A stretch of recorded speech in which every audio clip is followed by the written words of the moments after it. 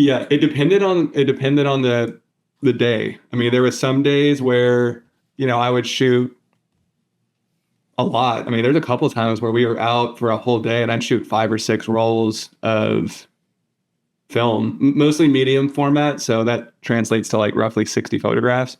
Um, but every couple weeks I would send out the film that I had shot. Some weeks it would only be a couple rolls. Other weeks I would have done a lot of shooting and was feeling really motivated. But as far as like the actual rate of like which photos were working, there was sometimes where I would get a roll back where there was a lot of really, great stuff. Like the whole intro sequence to the book that day at the bridge, that was all the same day. That was actually probably all within an hour of being there. And there's, 4 photos in sequence were all from the same roll. And then there's other days that we went out to shoot and none of the photos would work. They would just all be terrible. So the majority of the photos I took were bad.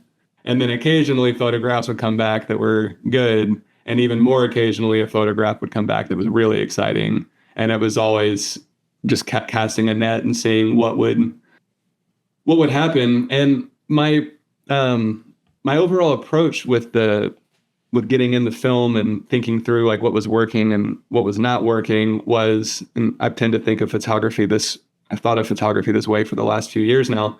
If I get back a batch of film and none of the photographs work, instead of being disappointed, I just feel like, okay, I got all of those out of the way. Because I know that there is a certain amount of bad photos that have to be taken between where I am right now and where the next good photograph is going to be.